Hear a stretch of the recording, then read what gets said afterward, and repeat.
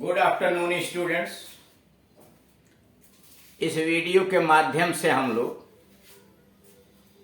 समय सूचक वाक्य यानी ऐसे वाक्य जिनसे कार्य होने के समय का बोध होता है, यानी कार्य कब हुआ इसके विषय में जानकारी दी जाती है। जैसे जब वह लौटेगा तब मैं बाहर जाऊंगा, जब वह लौटेगा तब मैं बाहर जाऊंगा। आई विल गो आउट, मैं बाहर जाऊंगा। यह देख रहा, तब मैं बाहर जाऊंगा की अंग्रेजी पहले हो गई, आई विल गो आउट। जब वह लौटेगा व्हेन ही रिटर्न्स। आप उलट के भी लिख सकते हैं, व्हेन ही रिटर्न्स, जब वह लौटेगा, कामा करना पड़ेगा यहाँ, आई विल गो आउट। दोनों सही है। आई विल गो आउट देख रहे हैं, फ्यूचर इंडेफिनिट टेंस में बना हुआ है, जबकि जब वह लौटेगा यहां लिखा व्हेन ही रिटर्न्स। इंग्लिश का नियम है कि टाइम क्लाज और कंडीशनल क्लाज अगर फ्यूचर टेंस में आए हैं तो एक ही वाक्य में दो बार शैल और विल का प्रयोग नहीं होता। उसे बचने के लिए समय सूचक उपवाक्य को यानी टाइम इंडिकेटिंग क्लास को अथवा कंडीशनल सेंड उपवाक्य को जो शर्त प्रकट करता है उसे प्रेजेंट इंडेफिनिट टेंस में बना दिया जाता है। इसीलिए यहाँ लिखा हुआ है व्हेन ही रिटर्न्स, टाइम वाला, और यह फ्यूचर में रह गया था। I will go out when he returns अथवा when he returns comma I will go out. जब तक वह नहीं लौटेगा तब तक मैं बाहर नहीं जाऊंगा। I will not go out until, जब तक कि नहीं, ही रिटर्न्स, यह भी टाइम क्लॉज है, until he returns. I will not go out until he returns. जब वह लौटेगा उसके पहले मैं बाहर जाऊंगा, जब वह लौटेगा उसके पहले मैं बाहर जाऊंगा या चला जाऊंगा। तो आई विल गो आउट, मैं बाहर जाऊंगा बिफोर ही रिटर्न्स, यानी उसके लौटने के पहले। आई will go out before he returns. जब वह लौटेगा उसके बाद मैं बाहर जाऊंगा। आई will go out after he returns, I will go out after he returns. ऐसे वाक्यों के दो भाग होते हैं, प्रधान उपवाक्य यानी प्रिंसिपल क्लास, 60 में पीसी यानी प्रिंसिपल क्लास, और क्रिया विशेषण उपवाक्य एसी यानी एडवर्ब क्लास। 60 में कहीं कहीं आपको पीसी मिल जाएगा लिखा हुआ, और एसी जगह बचाने के लिए। कर ऐसे वाक्य जो दिए जाते हैं इसमें दो भाग होता है, एक प्रिंसिपल क्लास जैसे आई विल गो आउट, और एक एडवर्ब क्लास जो टाइम प्रकट करता है, व्हेन ही रिटर्न्स, ये टाइम प्रकट करता है, इसको कहेंगे एडवर्ब क्लास। क्रिया विशेषण उपवाक्य रूल्स बनाएंगे कैसे? सबसे पहले प्रिंसिपल क्लाज लिखा, फिर व्हेन लिखा, और तब एडवर्ब क्लाज लिखा। यानी सबसे पहले principal clause I will go out, when से जोड़ दिया, तब एडवर्ब क्लास। दूसरा है प्रिंसिपल क्लाज लिखा और बीच में बिफोर या आफ्टर लगा के जोड़ा, और तब एडवर्ब क्लास। तीसरा प्रिंसिपल क्लास एज या वाइल, तब एडवर्ब क्लास। चौथा तरीका हो सकता है प्रिंसिपल क्लास टिल या अनटिल, जैसे यहाँ अनटिल आया हुआ ना, अनटिल ही रिटर्न, यानी principal clause till until adverb clause. पांचवा है principal clause as soon as adverb clause. यूं ही वह आएगा, मान लीजिए मैं यूं ही वह आएगा मैं बाहर जाऊंगा, as soon as he comes I will go out, या I will go out as soon as he comes. PC छठवां है प्रिंसिपल क्लास रखिए प्लस एज क्विकली एज, उतना ही जल्दी जितना, और तब adverb clause. As quickly as, उतना ही जल्दी जितना। फिर सातवें में प्रिंसिपल क्लास पीसी मतलब principal clause as long as, जब तक, एसी यानी एडवर्ब क्लास। ये तरीके हैं, फार्मूले हैं जिसके आधार पर इन वाक्यों का हिंदी से अंग्रेजी में ट्रांसलेट किया जाता है। नोट, ऐसे वाक्यों में प्रिंसिपल क्लास में फ्यूचर टेंस का प्रयोग होता है। यह देख रहे हैं ना, कर ऐसे वाक्यों में प्रिंसिपल क्लास में फ्यूचर इंडेफिनिट टेंस का प्रयोग होता है, तब adverb clause present simple tense में आता है। यानी ऐसे वाक्यों में टाइम प्रकट करने वाला सॉरी प्रिंसिपल क्लास जो होता है वह फ्यूचर इंडेफिनिट टेंस में लिखा जाता है, तब टाइम प्रकट करने वाला adverb clause present indefinite tense में यानी सिंपल प्रेजेंट में होता है, फ्यूचर टेंस में नहीं होता। यानी अंग्रेजी में दोनों का एडवर्ब क्लास का प्रयोग आप फ्यूचर टेंस में नहीं करते हैं, उसका प्रयोग आप करते हैं प्रेजेंट इंडेफिनिट टेंस में। अनुवाद इस प्रकार मत लिखिए, आई will go out when he will return, ये गलत है।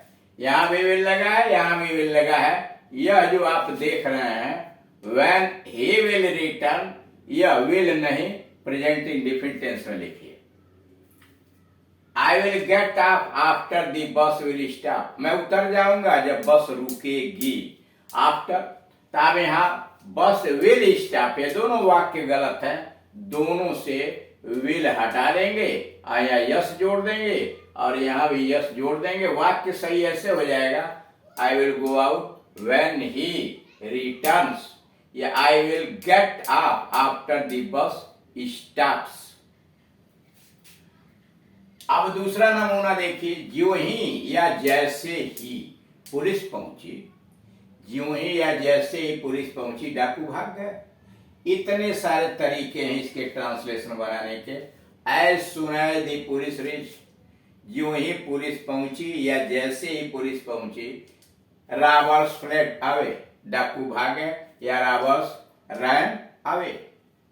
अब उसी का दूसरा ट्रांसलेशन नो सूनर से, no sooner did the police reach, ध्यान दीजिएगा नो सूनर के बाद यह सहायक क्रिया डेड आई है, तब सब्जेक्ट आया, क्रिया फर्स्ट फॉर्म की आ गई है, और जहां कामा लगा हुआ था एज सून एज वाले वाक्य में वहां देन का प्रयोग किया गया।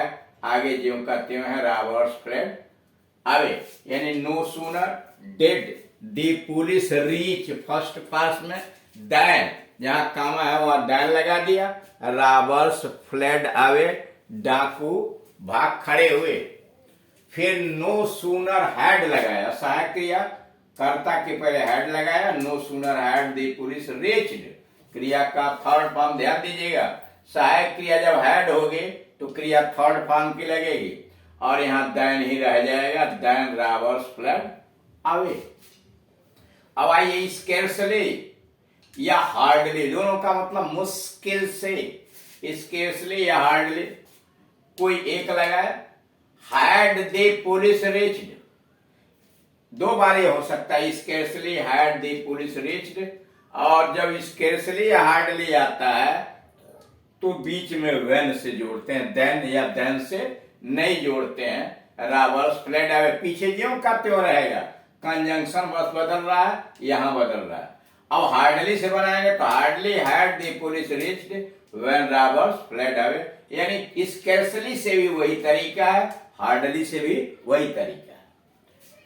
अब अगला देखिए, स्केर्सली या हार्डली डिड आई स्टार्ट, ध्यान दीजिएगा यहां डिड आ गया तो क्रिया फर्स्ट फॉर्म की हो गई, स्केर्सली या hardly did I start when it began to rain, अभी मैं प्रारंभ किया ही था तभी वर्षा होने लगी, यानी स्केर्सली या hardly did I start when it began to rain, ज्यों ही मैं रवाना हुआ था वर्षा होने लगी।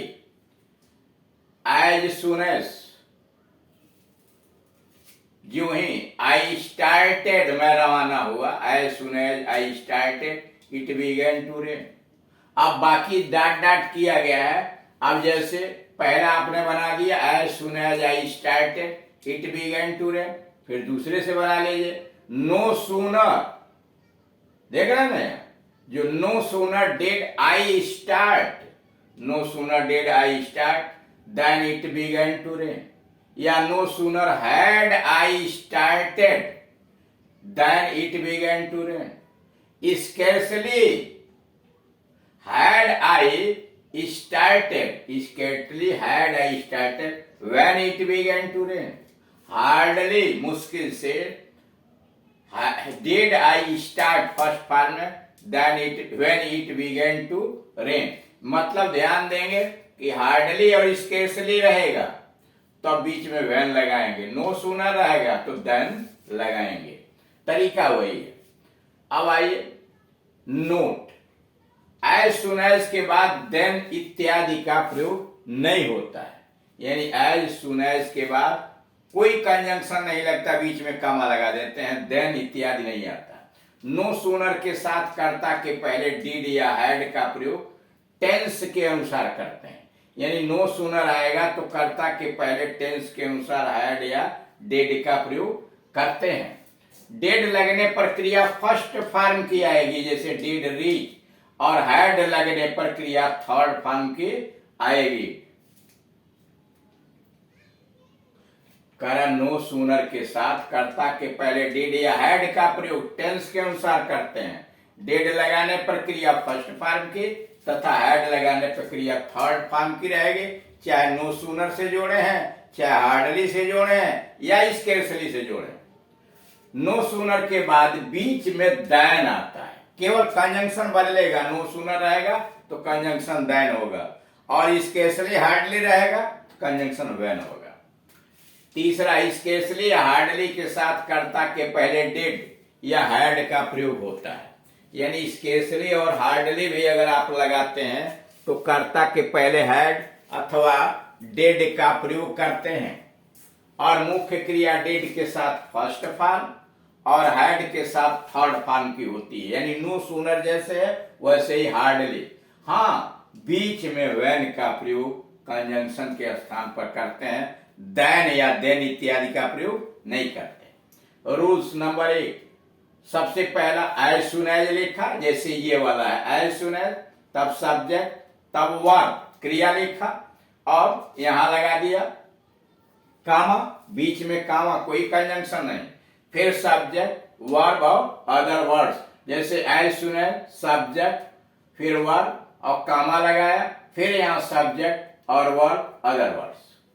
दूसरा तरीका है नो सूनर, फिर डिड लगाया सब्जेक्ट और नो सूनर लगाया तो डिड के साथ क्रिया फर्स्ट फॉर्म की, कामा जहां वहां देन लगाया, फिर सब्जेक्ट वर्ब और अदर वर्ड्स, फिर no sooner had plus subject plus verb third form, फिर कंजंक्शन देन लगाया, subject verb other words.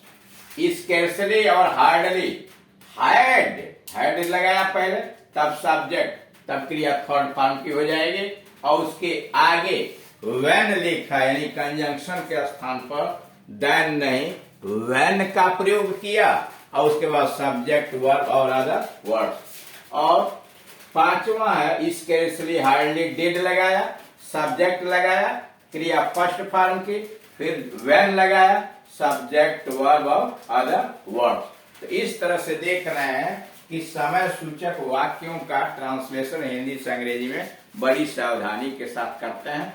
Thank you.